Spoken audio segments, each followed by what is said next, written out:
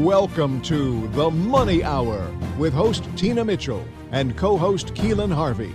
Tina Mitchell, MLO 145420, and Keelan Harvey, MLO 1330075, are licensed loan originators with Gateway Mortgage Group, LLC, and MLS 7233.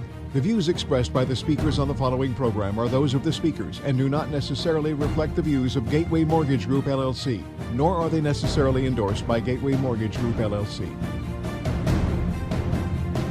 Now, in the studio, local mortgage experts Tina Mitchell and Keelan Harvey.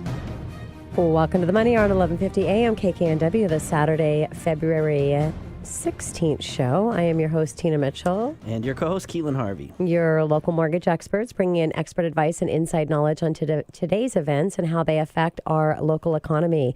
If you're hearing our show at a different time or day, you are listening to a rebroadcast, but we're here to answer any questions or connect you with the guests that we have on the show today. You can call in at 1-855-400-1150. Again, that's 1-855-400-1150 or online at themoneyhour.com. And our lineup for today's show, we have one guest today, Keelan. So excited to bring Troy Thiel back in with the Thiel Team at Windermere Yarrow Bay, and he's actually over here dancing. He is quite the character, so we could party the entire show. But we actually have a really important conversation we're going to have with Troy, housing affordability and the Washington housing ecosystem, and updates for Olympia on addressing our challenges. So it's going to be a great show, great information as we do each show. And for more information or to talk with Troy directly, you can call the show at 1-855-400-1150. We can connect you with him, or go to themoneyhour.com. And let's start out with a little money chat.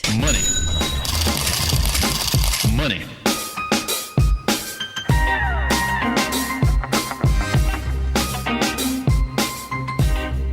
You know, it's a little crazy out there, Keelan, with all of the snow that we've had, and there's been challenges for our team that live far away from the office. Thank goodness for Gateway that we're remote and can easily, because our team is in the office every single day, but it's nice that they can work from home and be remote. And I want to give another shout out to the amazing company that we work for, because there's been some challenges with local services for good reason. Companies have just shut down. I mean, you know, living here in Washington State, for all of our listeners, you know what I'm talking about. I mean, we're just not prepared for this. And this back-to-back that we've had with the snow. So an example, I had an appraiser that couldn't go out when he was saying that he was going to go up because he literally could not get out to the property. And so the appraisal was late. We got the appraisal back. We got clear to close, which means we have to go back to underwriting. We have to get things signed up from the appraisal department. We've got our closing disclosure updated, which we had done an early closing disclosure. So that saved us on the 3-day TRID. For those of you that are in the industry know what I'm talking about, but it's basically a 3-day delay. And we closed and fund the same day that the dang appraisal came back in. So, you know, I mean, we've just done a lot of miracles with this crazy weather. I just love Gateway.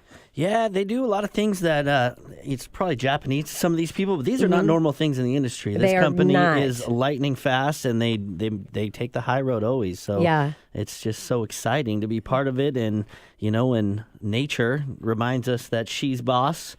She is. We're still there to kick some booty. Okay, the kick some booty, kick some booty. What about you and the snow? I know there's been some crazy stuff going on for you as well. Yeah, it's been a little crazy. I didn't realize with London now being 3 and in daycare, the challenges as a parent with daycare is kind of crazy. I've heard a lot of complaints and, you know, a lot of uprise from families that just, I mean, they can only take so much time off of work, and you know, and who's going to watch their little ones? And if anybody else has a 3-year-old, who wants to watch their little one for that amount of time?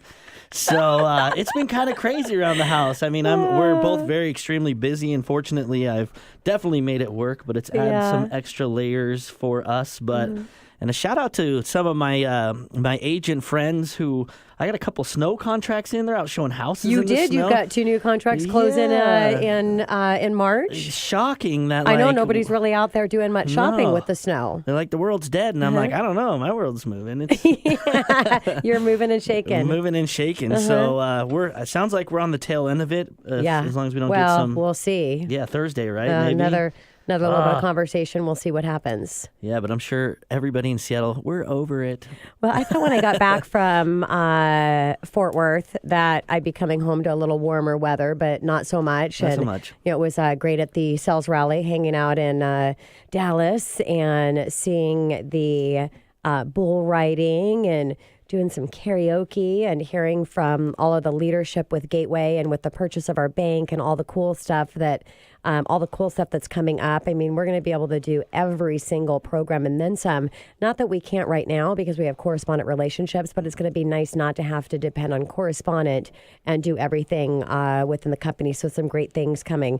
Yeah, today was just a shout out for Gateway Mortgage because they're awesome. But they need us. They need us that are industry leaders and out there, making things happen and building the relationships. And so, yeah, that's what it's all about. More importantly, we need to get to our first guest and our only guest today. But before we do that, we're going to have a little commercial break, but we're going to talk about housing affordability, the Washington housing ecosystem, and updates from Olympia and addressing our challenges with Troy Thiel with the Thiel Team at Windermere Yarra Bay right here on 1150 AM KKNW after the short break.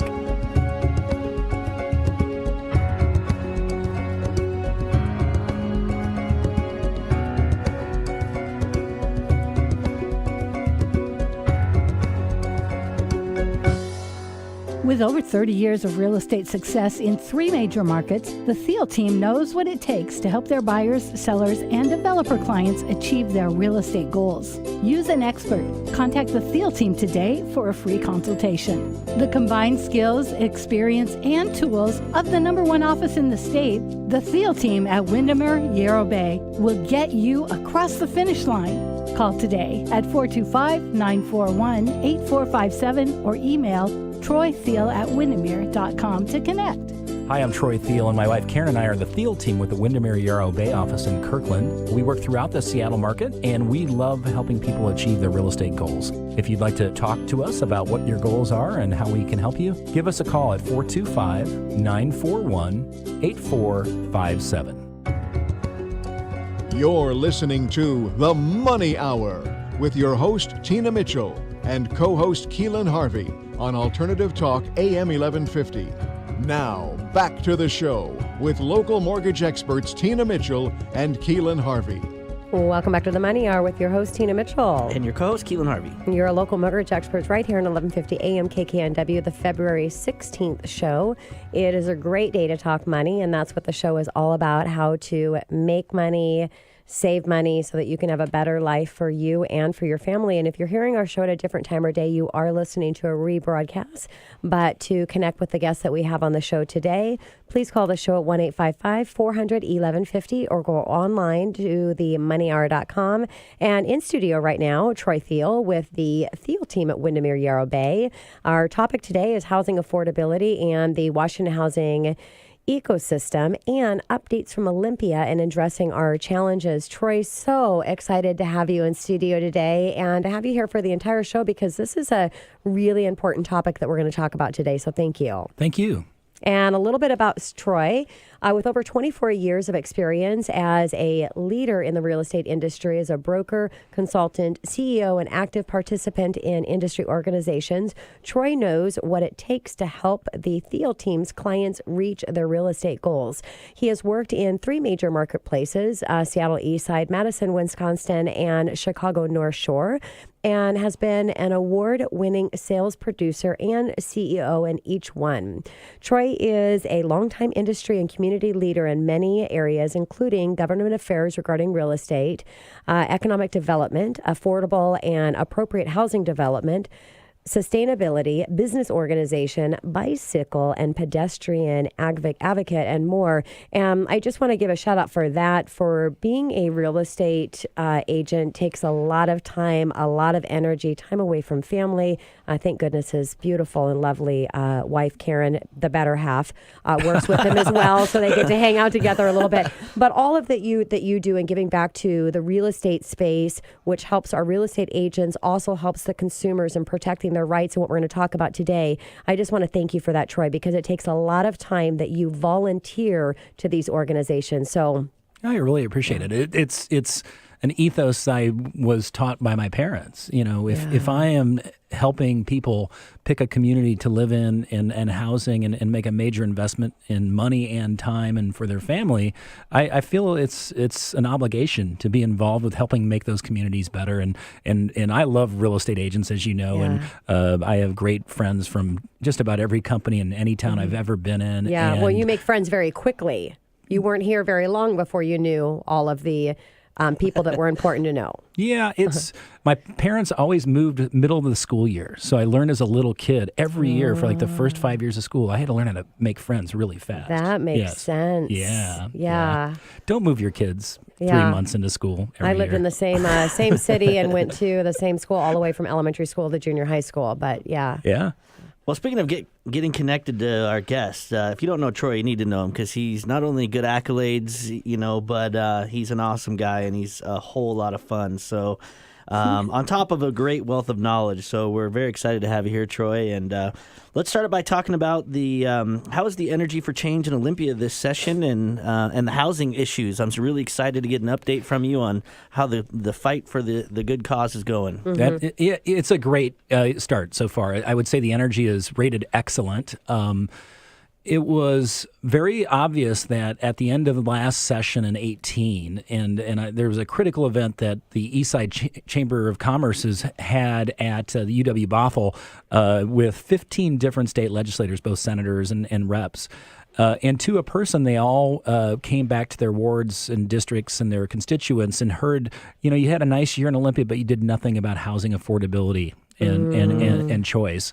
And from that meeting on, the energy has just steamrolled in the right direction among advocates, organizations, experts, think tanks like Sightline and many others to work together, which was interesting. Last year all these organizations weren't working together, and we've come together and done co-planned events. So that's been critical, I think.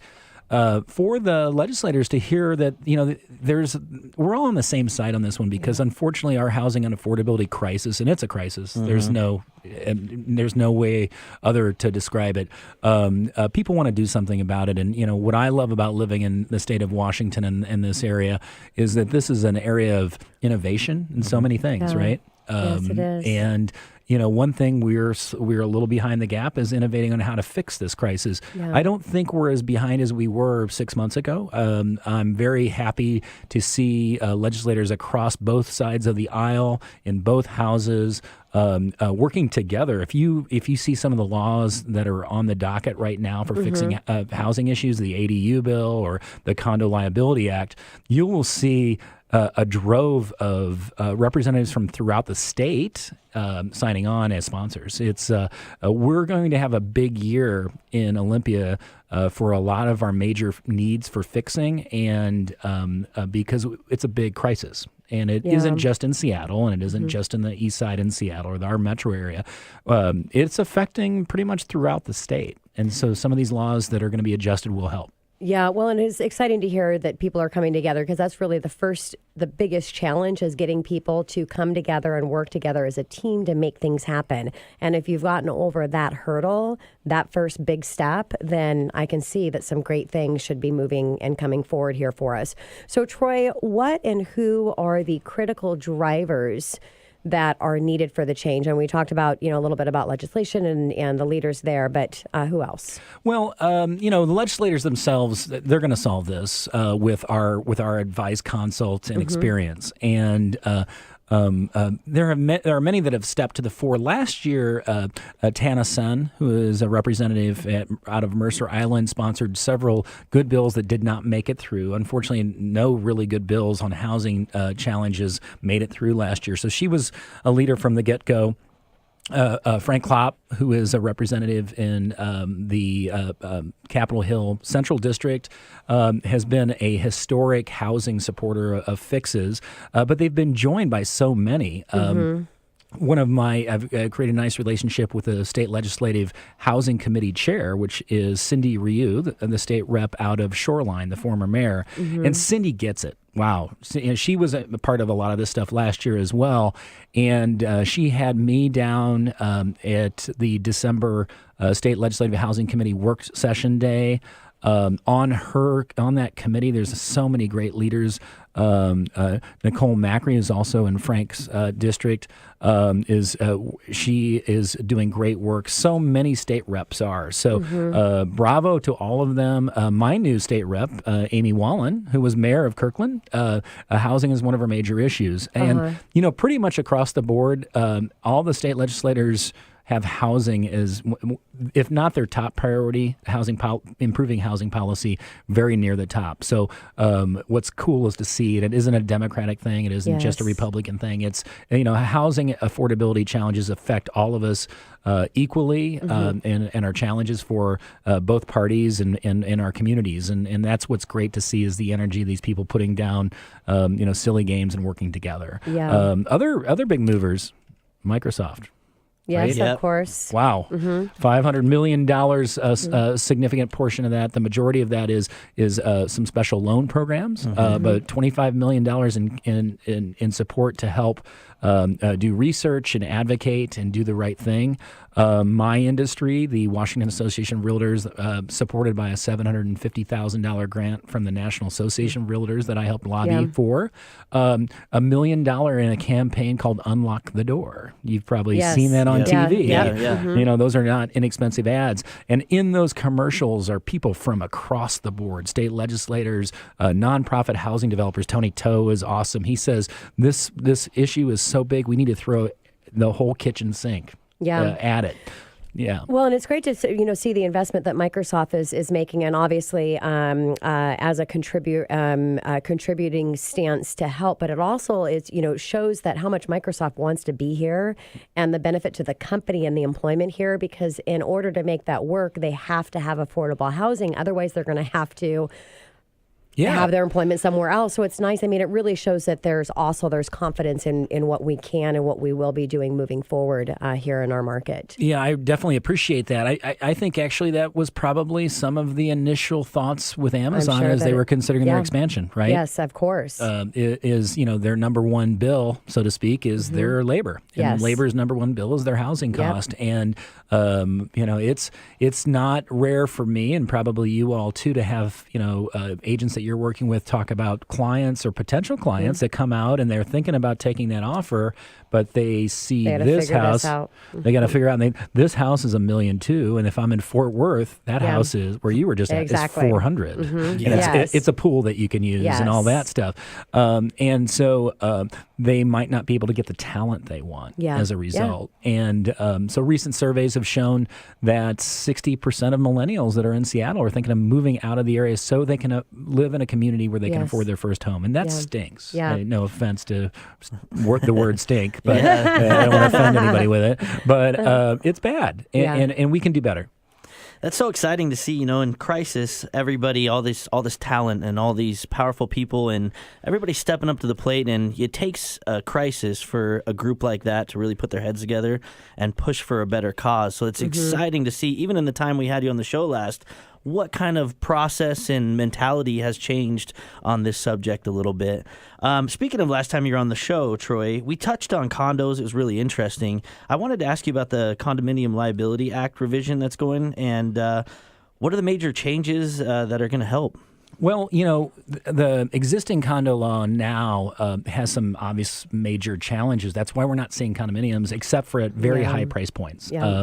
And by high price points, that's cost per foot. There were a few condos announced and they started to market and they're not selling at $1,000 a foot for studios and small one bedrooms in Capitol Hill. $1,000 a foot. crazy. They're asking people to spend $700,000 for a small one-bedroom with no parking when they can rent the same unit across the street. And they've got to do that in order to work for them because of these laws. Yes, because the laws, unfortunately, they open up a significant liability aspect that creates expensive problems for insurance cost and out-of-pocket, and the insurers don't want to be here, the national insurers of condos, because they end up losing money unless they kind of hedge their bets and they raise rates a lot. Yeah. And then they also cap the amount of what they'll pay, and there's a high-end deductible. So in the end, insurance doesn't cover it all, so the developer's then on the hook taking a risk, and so they have to factor in that risk. Risk is an issue,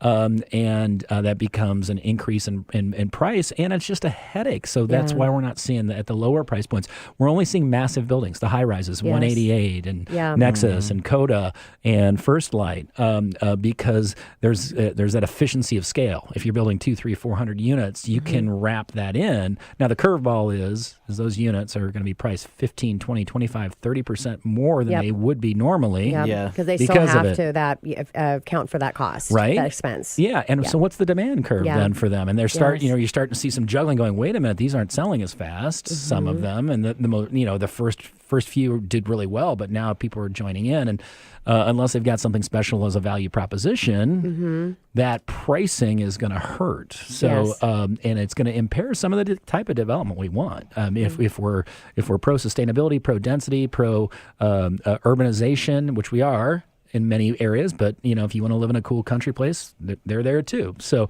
we just need to increase that kind of development and conversions too. Yeah, so I know it's just crazy. I'm seeing nothing happening with conversions or affordable housing in the condo market. It's just, I've never seen that before.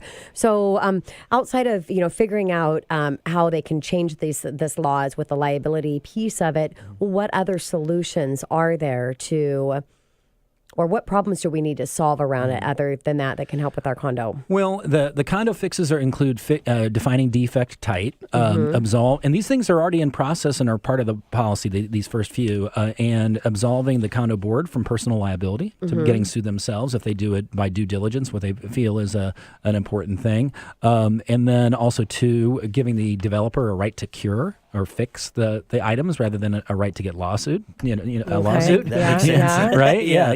Time is money. And so those are major fixes that are already in play. The other fixes that need to happen, conversions, we mentioned conversions, and we can get to this in the next section because it's critical, quite frankly, to the affordability piece, is opening up with those law changes that are pretty much agreed to. Adding some conversion fixes to the current conversion law will help us supply affordable quality housing in the right locations. So. Yeah, great. Yeah, let's pick that up. Coming up next in the Money Hour, we're going to stay right here with Troy for the entire show. Housing affordability in the Washington housing ecosystem and updates from Olympia and addressing our challenges. Again, Troy Thiel with the Thiel Team at Windermere Yarrow Bay right here on 1150 AM KKNW after the short break.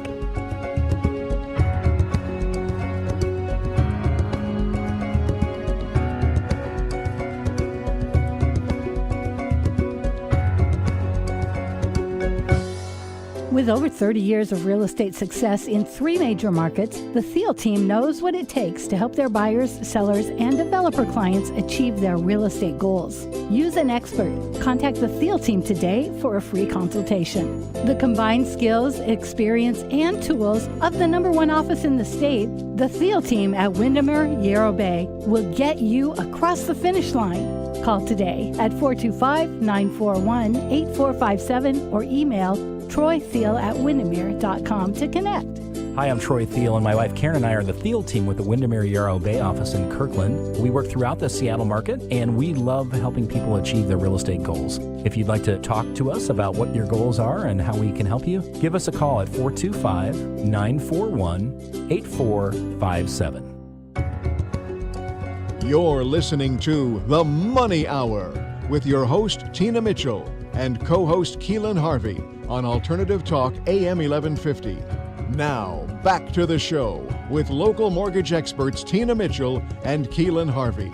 Welcome back to the Money Hour. This is your host, Tina Mitchell. And your co-host, Keelan Harvey. Your local mortgage experts right here on 1150 AM KKNW, the Saturday, February 16th show.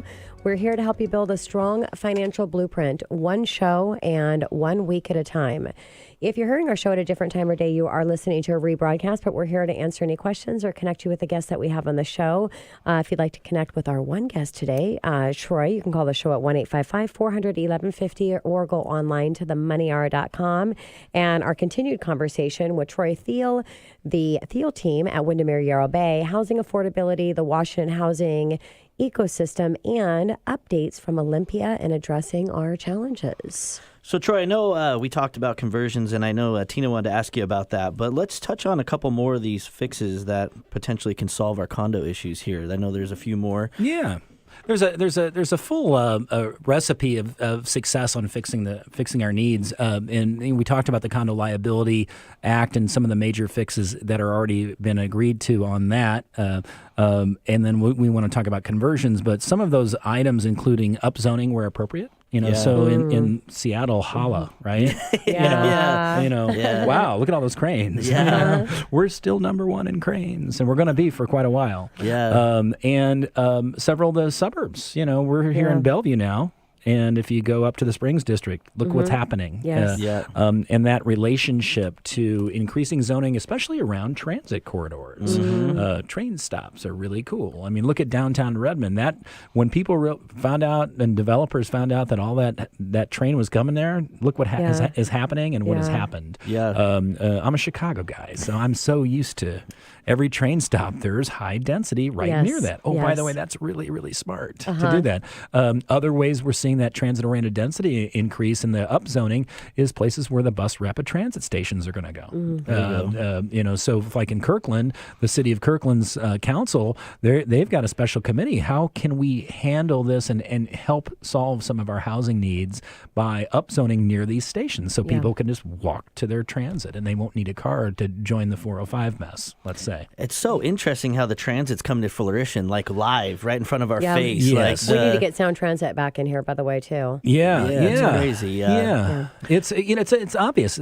City transit and housing, they're interrelated. Of course. Yes. So that's one of the fixes. Another thing that I think needs to be done and it's happening. Yesterday, the bill was dropped at committee was accessory dwelling units and improving those laws because, quite frankly, they were very limited and too limited. And the Sightline Institute and State Rep Cindy Ryu and her committee have taken a lead on that. And oh my goodness, the number of state legislators that signed on to that, it was like there were like 40 people right away. As soon as that law hit.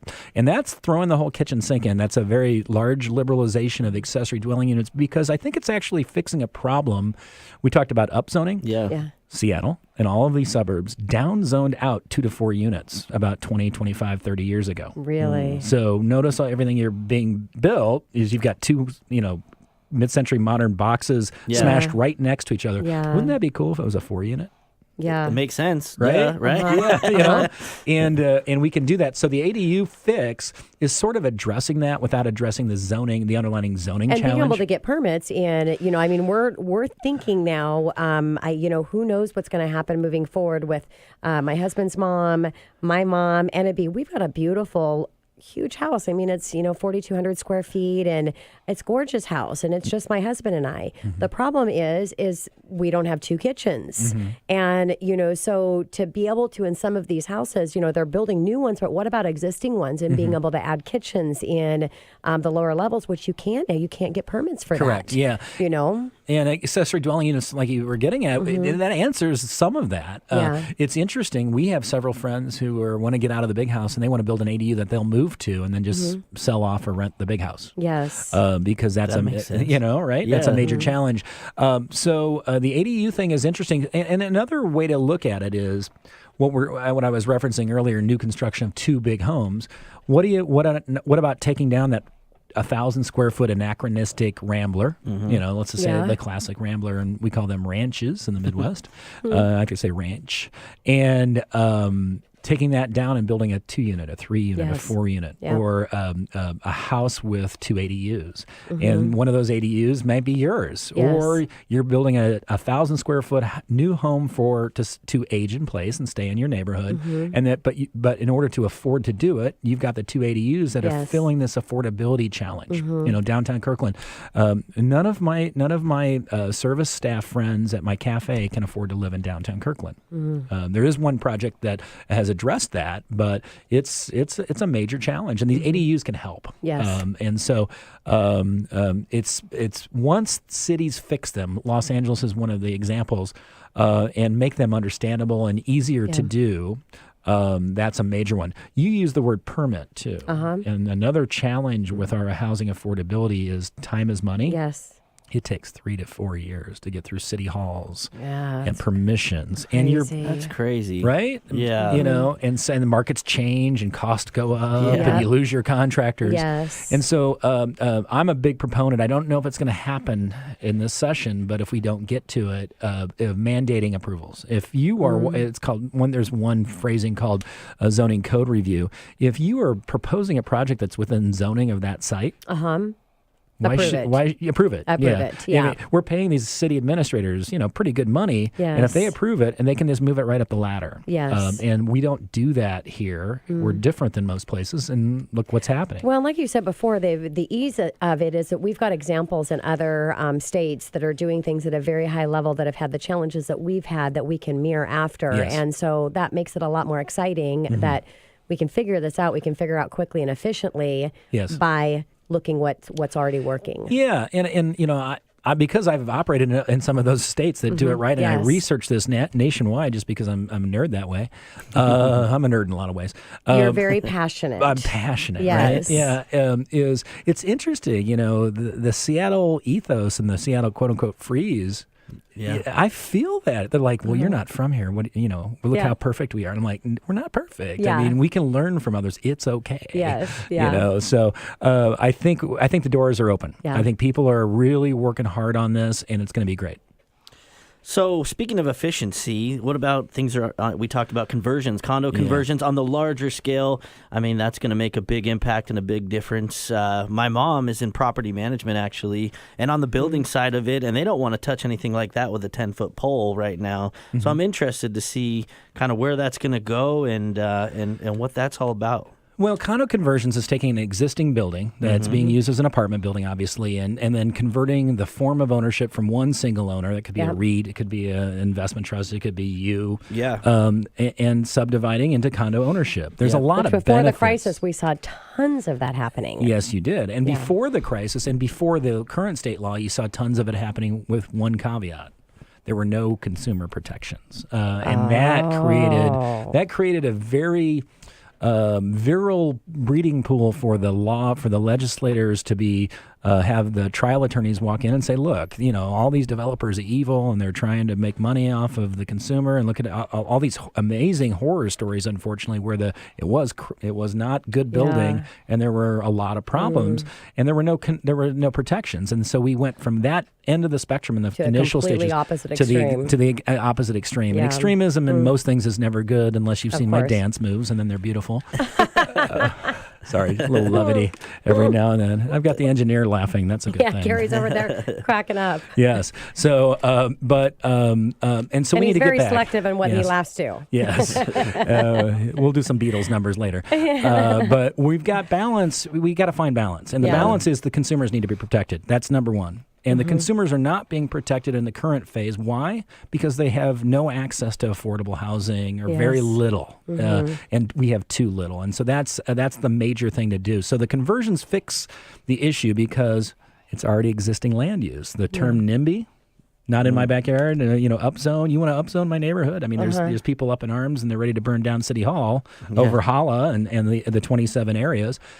It's already a building. It's already there. It just is what it is. Troy, I want to ask you, I was talking to somebody and they were talking about homeowners associations, how they're just like, they can do whatever they want, and there's some fear with that. Is there anything to that? I can understand that thought because, to be honest, similar to our condo laws, I don't believe homeowner associations have been trained well.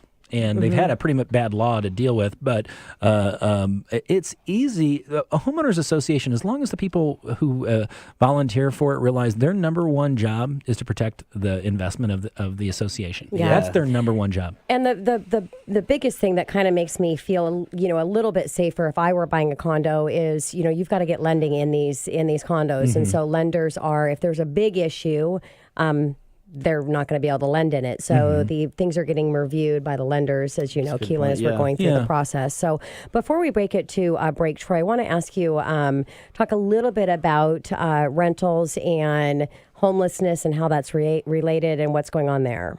Well, the ecosystem, and it's one system is related because if we have 300,000 people in the Seattle metropolitan area. That's the range of what we're estimating of folks that would rather own where they live rather than where they rent. What that also means is we have 200,000 to 300,000 people in the rental market. Yeah. Competing. That's a big number. That's a massive number, Yeah. right? Are you still having those multiple renter, on like we did the housing now, or because I heard that slow down? The market has changed a little bit, but location of works in course. rent, Yes. rental as well. And then there was a recent story about how Seattle's in the top 3 for wealthy renters. People who've chosen not to buy because there's no options for them. And that could be an $800,000 or $600,000 condo or a house for $1 million. That's just crazy to even think about that. Yeah. Right. And so what it does is, it's like a sausage factory. At the top at the top end, if you have that added supply that you shouldn't be having, it'll push down, it'll raise rents all the way down. And at the bottom, people get pushed out into homelessness. Yeah. That's kind of the long answer on the homelessness issue. Wow. Zillow did a study. Their local people, they estimated that 90% of the people on the street that are homeless are, and I think it's a little high. Some of their estimates. Just kidding, Spencer. Don't be mad at me. But the issue is then those people can't afford to live anywhere. Yeah. And there's kind of that's that balance because all the new laws came in to protect the tenants, and it was all around, especially the stuff that was happening in Seattle, which was all around homelessness, and it actually caused some uproar and some challenges there because it needs to be balanced out. Yes, yeah. And so we lost that balance. Now, to your point about you're hearing that there's less stories about it, the reality is we talked about this before we went on the air. Yeah. You go to Green Lakes, those townhomes, like I've got friends, their kid who just got $125,000 a year after Benny's job with Microsoft out of college, he's got 4 roommates. And they're renting in a place in Green Lake. And so what's happened as the prices went up in the rental market, a lot of people diverted to co-sharing, renting, and then we talked also before going on about co-living situations, and you're starting to hear more and more about that. We Live, first big major project the Selly Group is doing, along with a building they're building a We Work at 3rd and Lenora downtown. So people will find, like water finds its natural level. I think folks, even if they're making $125,000 a year, look, if I can get a sweet crib with my buddies for $500 a month, I'm going to go there. Well, we just announced that we're going to come out with a co-op program, which is not needed as in Washington State yet, but when we're trying to deal with all of this affordability challenges may come, but they're talking about community living and building in community style as well, where you build a kitchen and a living room that everybody shares, and they all have their individual rooms. And so it's just interesting to see where is this, how is the housing going to start transitioning? Well, one thing we didn't mention about that, it's already happened in Seattle. Are you guys familiar with apartments or micro-housing? Yeah. And so I was referencing a Kirkland project called Arate. It's on Central Street, right in downtown Kirkland, by the recently closed Wendy's. I'm having a You're a big Wendy's fan. They do have good burgers. I'm trying to lose weight, so I'm glad it's gone, but I miss my friends that work there. They miss me every day. But anyway, just kidding. But the apartment movement or micro-housing, so that's another phrase for it. And we're seeing it. There's a great project that was over by Seattle U on 13th. Apartments are all over Capitol Hill. They've created some crisis, and the units are 175 to 250 square feet, and then they share a bigger kitchen or they share a recreation space. And those are really good ways to bring some affordability into the market, where people are only quote unquote spending $800 or $900 a month in rent, which is a lot of money compared to the national average. So that's so we're seeing innovation. We just need to innovate our laws. Yeah, makes sense. Well, coming up next in the Money Hour, we're going to continue the remainder of our show with the housing affordability and Washington housing ecosystem and updates on the Olympia addressing our challenges with Troy Thiel with Troy Thiel Team at Windermere Yarrow Bay right here on 1150 AM KKNW after the short break.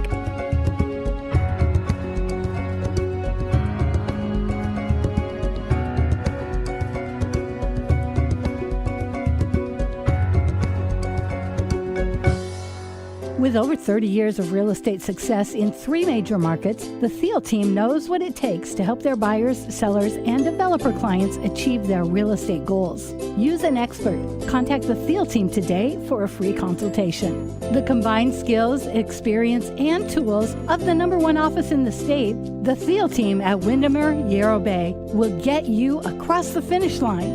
Call today at 425-941-8457 or email troythiel@windermere.com to connect.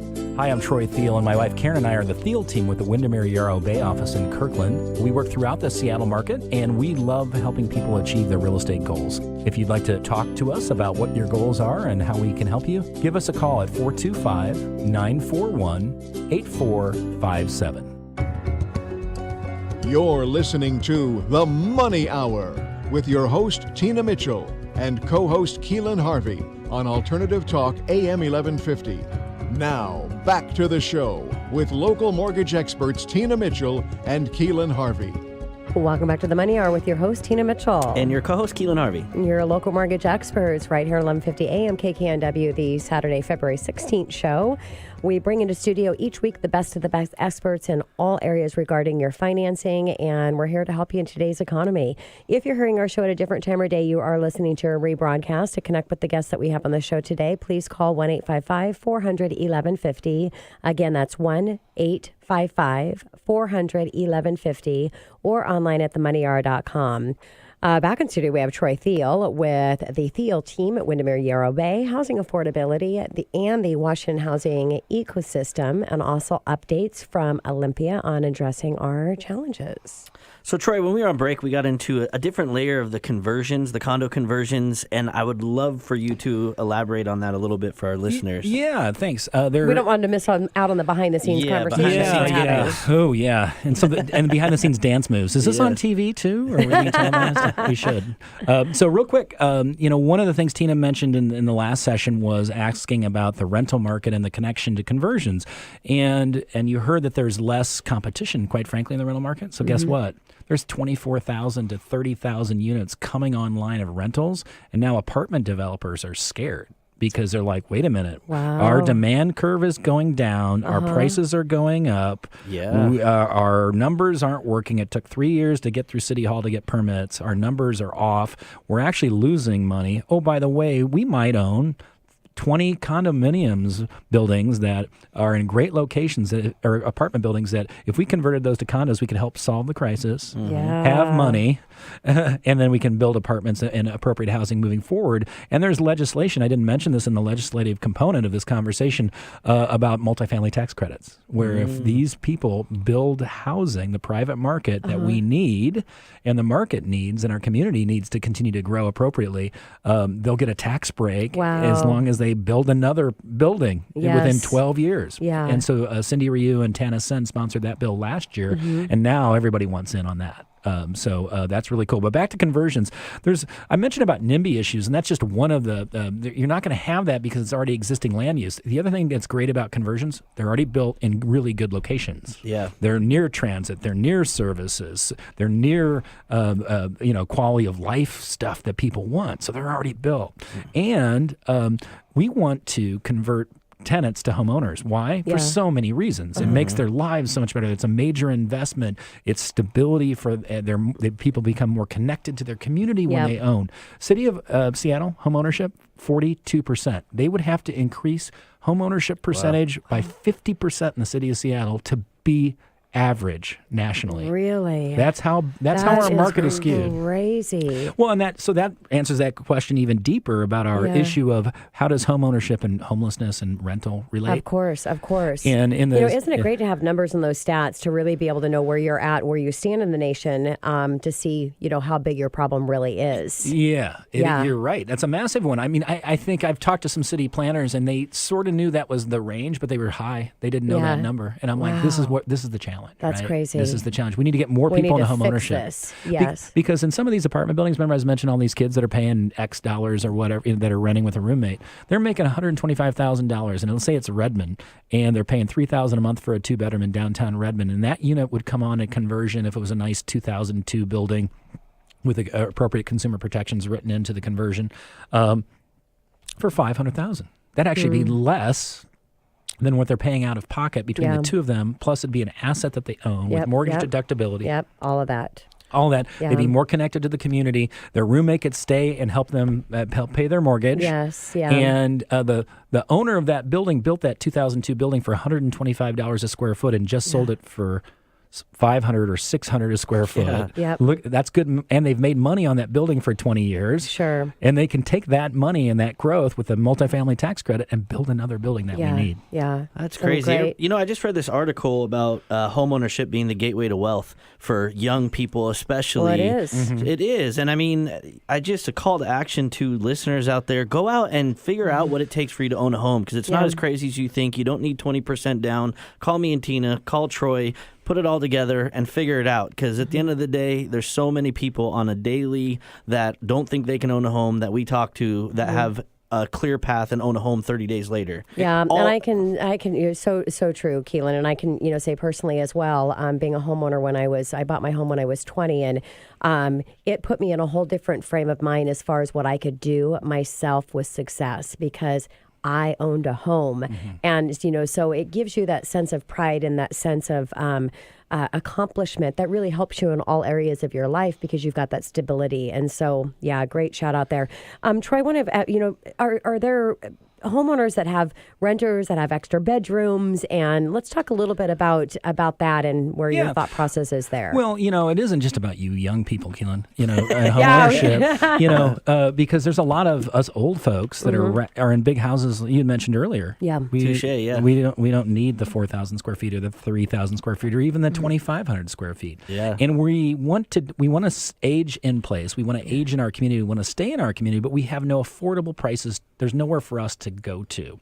And so the estimation is very similar to the number of people that are renting that should be owning in this market, 200,000 to 300,000 of empty bedrooms in our community, because we have 100,000 plus homes that are occupied by people that would love to sell them, and they want to stay in Kirkland or their neighborhood of Seattle or wherever, Bothell or whatever, but there is nothing for them affordable to buy down to and move to. So what's your creative thought process and how that comes together? Well, okay, so I think the Condo Liability Act, the condo conversions, because they'd love to buy in that apartment building there, but we're old and we understand that home ownership is so key. One of the reasons why we have wealth and assets is because we're the homeowner generation. We're that 65-70% home ownership, and we're not really that excited about selling our house for X and then paying rent that's very large here because of our market, and watching it go right out the door every month, because we're investors too. We like the stability of investing in ourselves and paying our own mortgage rather than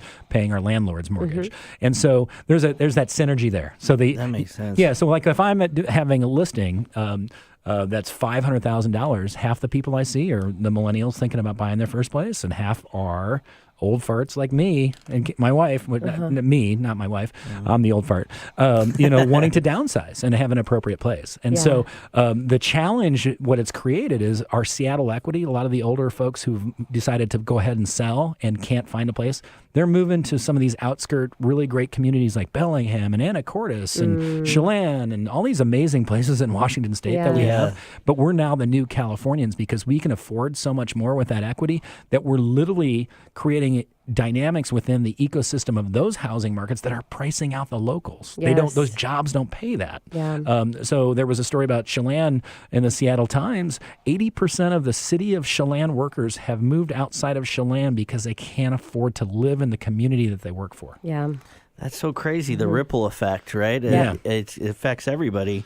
Let's touch back on ADUs, Troy, and how that affects this exact issue we're talking about. Well, what's interesting is that accessory dwelling units make a way for that baby boomer to maybe adjust the house that they're in, and create a rental unit. You know, Tina talked about adding a kitchen and stuff, and so the new ADU bill makes that easier to do. It removes a lot of the fees that get added on to when you do an ADU. If you're in Kirkland, for example, I was in the Strategic Housing Committee, special committee for Kirkland. Before you even put a brick in or a foundation in, you pay $64,000 in permits. So crazy. Yeah. That's the same amount you pay if you're building a $4 million home. Yeah. Wow. So adjusting permits based upon that kind of challenge is one of them, or waiving them is another one. And then you can stay in your house. You know, you can help solve the problem, stay in your house. And on a city block, if one or two people adds an ADU, that's like, let's say that, and people get scared about cars and all the traffic that's going to bring. That's like one car every 24 hours or two cars. And like, you're not even going to, it doesn't change your community. Well, pretty soon we're not going to have cars, so that won't be an issue anyways. They're all, no one's going to own a car. We're just going to have a carpool and the driveless cars. And I don't gonna see fly that around. I'm going I see it coming, and I'm excited about it. I'm going to be using a personal jetpack. Yeah, that's where I want to go. So, Troy, let's talk about zoning and the Growth Management Act, because this is a really exciting topic, or not, depending on what changes really might be coming. So if we could figure out the Growth Management Act and actually make some adjustments to it, that could be a huge solution for us. Yeah, the Growth Management Act is, that was written and passed a generation ago. A generation ago. And it was researched 6 or 7 years prior to that by planners, and it showed that their projections are about a quarter of our actual growth. Yeah. So one might suggest there's some change finally. It might need a little, adaptation is what separates us from the rest of the animal kingdom. We should probably figure this out here too. I'm a big environmental sustainability dude though too, right? Yeah. So but again, that balance. Yeah, right. In Chicago when I was there during the boom, I was the first kind of leader in the industry that worked with development, saying, "Look, stop building condos." So it's interesting. I'm over here now, and I'm saying, a generation later saying, almost 20 years later saying, build condos. There I was saying, stop building condos, because at some point you reach a threshold in anything.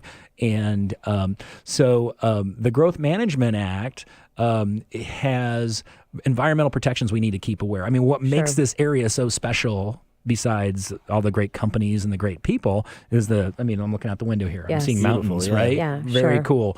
And we need to protect that because we only got one of those. So I understand some of that underwriting stuff. There are zoning changes. There's spot zoning. The legislators seem to be very excited about that.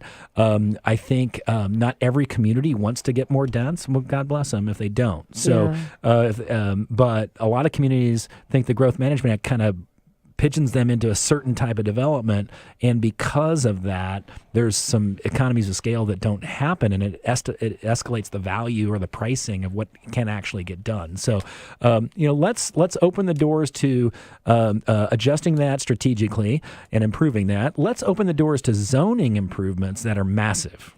And one that I'm thinking about is, unfortunately, retail is going is down a little bit. Yeah. Office development here is. How about mixed use? How about a project, like I mentioned, we work and we live? How about more mixed use, taking some of these great commercial retail locations, because guess what? They're on bus lines or they're next to other services, and they're already working for that kind of thing, and there's high density residential nearby already. Let's increase that. So if you look at downtown Kirkland, I keep coming back to Kirkland because I live there and work there a lot. We have Kirkland Urban, a massive project that has been created at Central and 6th and down towards downtown, and it feels like just part of the town. And That's awesome. Yeah, and it's going to change the downtown. In many ways, Google is rumored to be wanting to purchase it. So we've got, I think the zoning issues and the Growth Management Act are connected. All of these transit policies are connected. The best thing you can do, the most green thing you can do is reuse something you've already got or put what you need where you've already got the transit. Yep. And so let's improve density and development near transit-oriented development. And that's a major thing. Yeah. Near transit, let's improve it and increase it near job centers. Let's improve it and increase it where there's already services or other things. You know, an area I see as an ideal place to grow growth? What's that, Trey? Grow growth. I like that Grow word. growth. That's a great one. Grow growth. Grow growth. Grow growth. Soto. Yeah. You know, you can see Oz down, Columbia Center and all those amazing buildings. And if you look at the picture of the cover of Oz, the book Wizard of Oz in 1939, there's a Space Needle in the picture. I've seen that. Yeah, right. And I'm thinking that was an influence by the illustrator or the designer of the Space Needle. When you can see it, you want to live there. And Soto's got bus lines, the trains go through there, light rail works. And I'm looking at all this, let's use this. So I lived that in Chicago in the South Loop. I lived that in Chicago in the West Loop. They're living it now in Los Angeles in the Arts Corridor. We can do this. I mean, we've got plenty of land. We just need to, change some laws to open up the doors. So, Sean, we've got less than 60 seconds. One shout out to the listeners as we wrap up our time up today. So... Oh, mine? Or me? Oh, it's you. Less than 60 seconds. They don't want to hear from me. All right. Okay, so lots of energy. All the fixes that we need are probably not going to get done this year. I hope condo conversions are on the dais for this year because they're the fastest way to fix the issue significantly, to get more people into home ownership, which offers so many great values to those folks that go from renters to owners. There's a lot of other solutions, prefab, the zoning improvements we discussed, transit-oriented development. We can do it. It's Seattle. We know how to do stuff and get it done. We're the leader. I mean, we are the innovation economy. Let's just take it a step further and let's be the innovation housing center of our country. Well said, Troy. Thank you so much for being here with Keelan and I today. We really appreciate it. Yeah, thank you. And this is your host, Tina Mitchell. And your co-host, Keelan Harvey. Signing off for the day, your local experts, mortgage experts, right here at 1150 AM KKNW. And we'll be here same time, same place next weekend. Enjoy the rest of the weekend and be careful if we have any more snow.